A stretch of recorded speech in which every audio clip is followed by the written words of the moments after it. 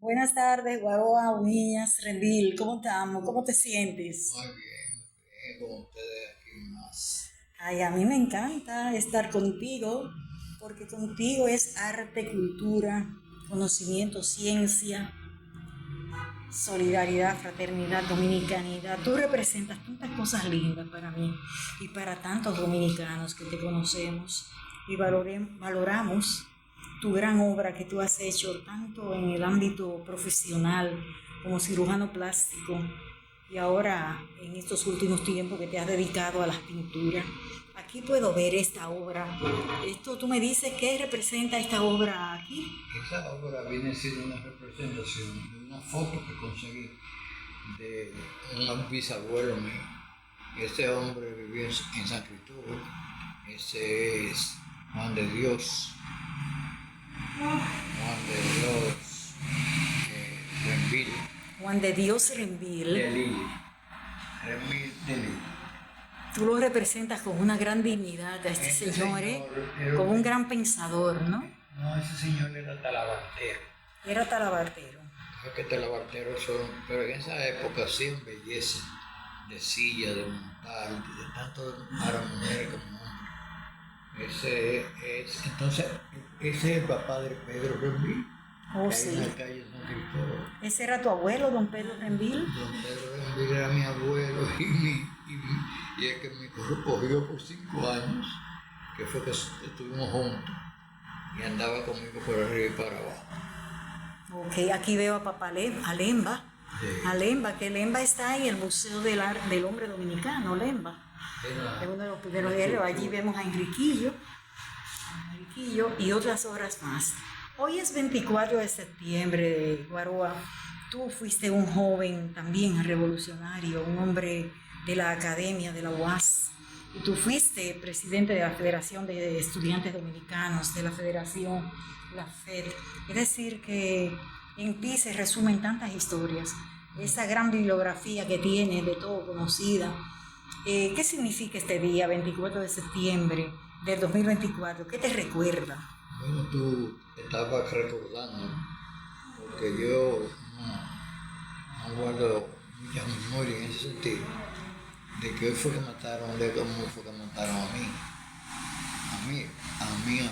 a ver, Yo fui secretario de la FE después de Alexis Licaira, y antes de Alexis Licaira, el que le tocó este cargo fue a ver Jesús. A mí y yo tuvimos varios encuentros, éramos al principio del mismo partido porque él era del 14 de junio. Tuvimos varios encuentros que fueron agradables y además me gozaba de un prestigio grande en la UAS. A veces hubo problemas entre los distintos grupos y se resolvieron la presencia de mí, inclusive después de él haber salido de ahí. A mí me descuella como uno de los más grandes estudiantes, una summa cum laude, se Bueno, gradúa a sí, pesar de su... sí, él Era muy consagrado, tenía una memoria muy privilegiada. no tenía mucho, él sabía mucho en esfuerzo, porque era un tipo muy inteligente, pero era tranquilo, calmado. ¿Tú comprendes? Yo conocí muchas facetas de ti. Y eso fue un crimen horrendo, tú sabes. Bueno, en otro orden, Guaroa, yo vine a buscar la ciguapa. Cuéntame de la ciguapa, préstame la ciguapa, que voy a llevársela a algunos estudiantes de San Cristóbal. Mira, Vamos a ir a llevar este opúsculo de la ciguapa. ¿Qué significa la ciguapa en tu imaginario, en tu escritura? bueno, la cigüeña es muy importante en este país, porque nosotros hicimos un trabajo de más de 10 años andando en los campos de aquí y en todos los sitios que tú ibas la conocían a la cigüeña y te contaban una historia de la cigüeña. La relacionaban con, la relacionaban con la cañada, donde había humedades, con cuevas, tú ves, y tiene una historia en todo lugar y además relacionaba, andaba desnuda, pero se tapaba pelo, porque era una mujer silvestre, como así. Era de la familia de los originarios de nosotros, ya sean taínos, iguayos, caribes, que eran los indígenas que estaban aquí. Vamos a decir indígenas, pero ese término de indígena viene de indio, tú sabes, y de indio no tiene nada. Vamos a decir los originarios de aquí. La ciguapa, cuando la agarraban, según las historias, tiene muchas historias, pero una de las más importantes que yo pude ver es que la ciguapa se enamoraba mucho. Nunca se enamoraba de dos gente al mismo tiempo, como una cosa rural totalmente.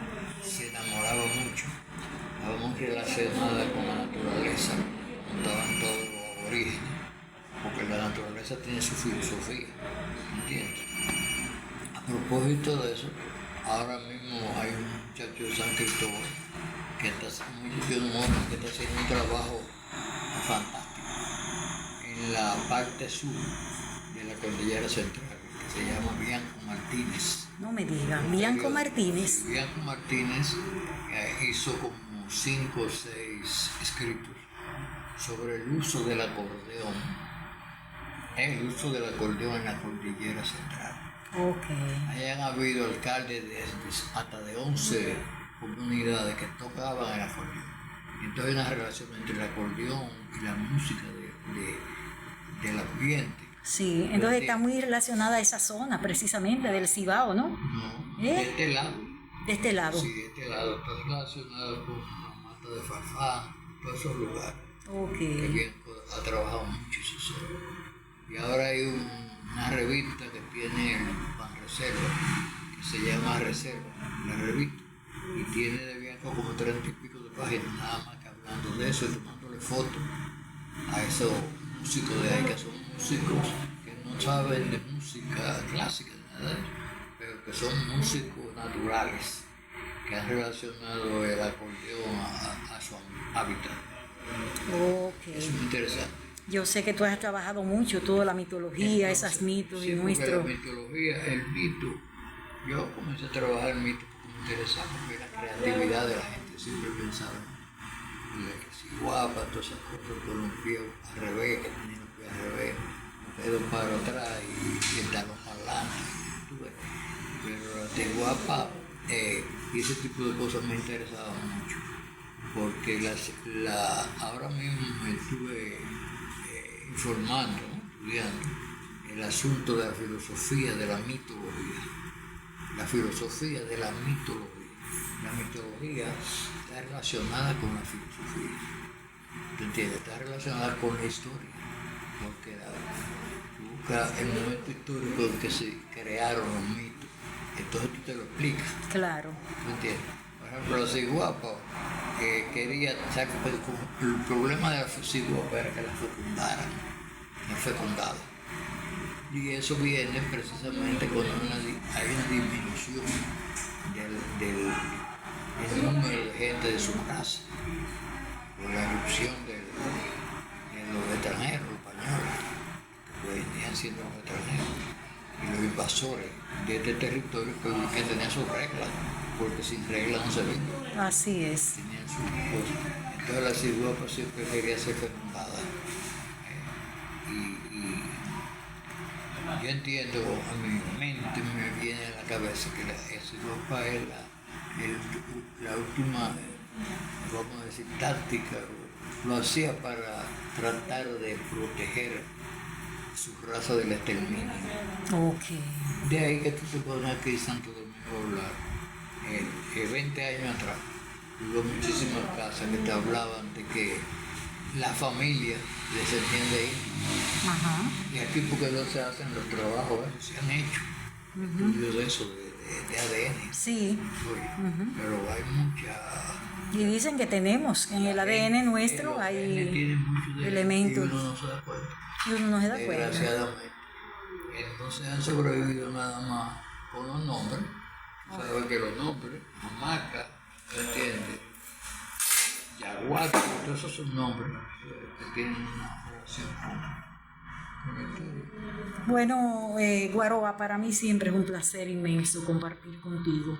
Tú lo sabes, yo quiero regalarte este libro, Diplomacia Competitiva, de Carlos Márquez, como gran estudioso que eres, y agradecerte tu generosidad, tu siempre dispuesta acogida a nuestras solicitudes de libros para regalar.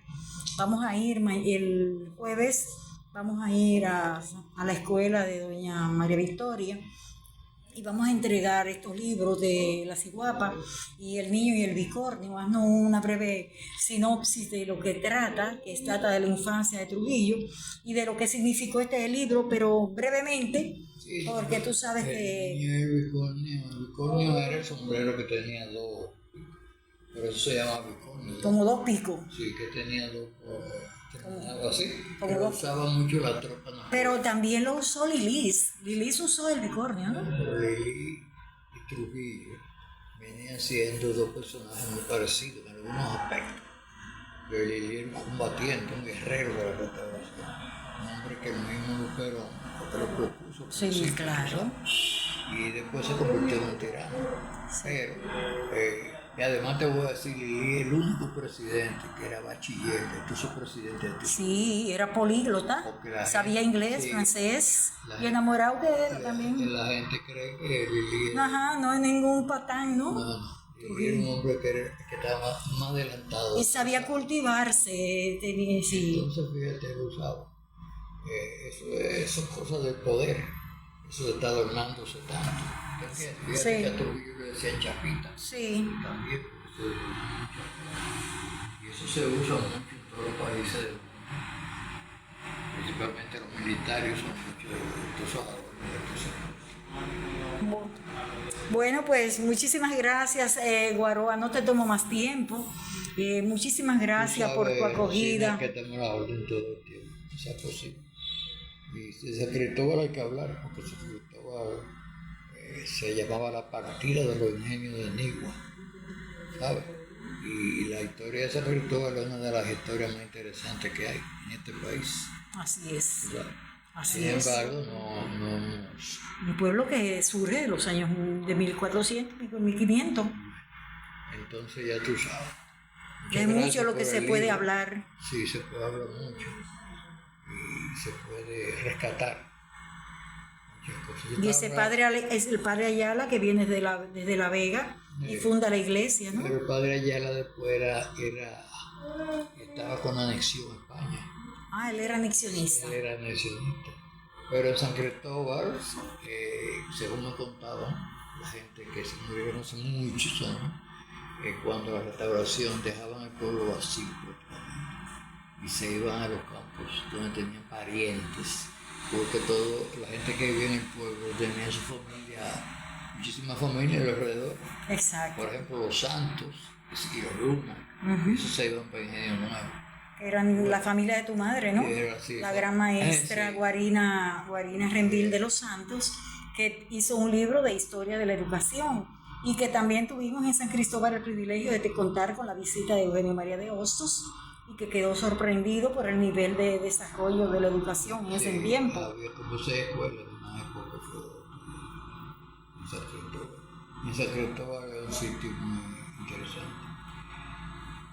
En estos días encontré yo una foto de mi mamá teniendo 16 años ella, pues, que estaba estudiando para el bachillerato. Había un bachillerato en esa época de pedagogía y la gente de San Cristóbal nada más llegaba hasta el sexto de la normal.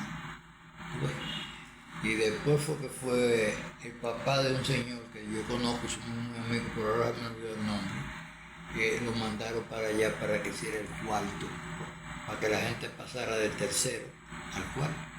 Entonces la mamá mía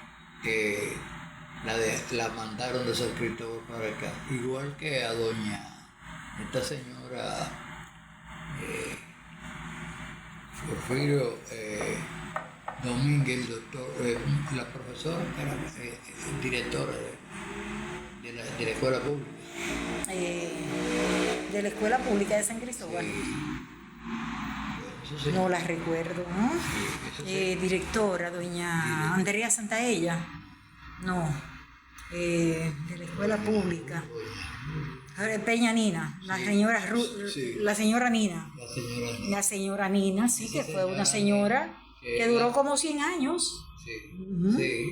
Y que mantenía. La madre de Ru Peñanina. Sí, Era la madre sí, de Ru sí. Peñanina, Y de todos que ellos. lamentablemente Y tuvo ese- un final muy trágico, trágico. muy tremendo. Sí, entonces esa señora la habían mandado antes. Y a Sócrates Varela también lo mandaron antes, a pasarse ese año para que pudiera acabar el bachillerato. ¿Entiendes? Esa fue una época que hubo ese movimiento de algunas familias. Y nada, esa gente echaron para adelante la educación.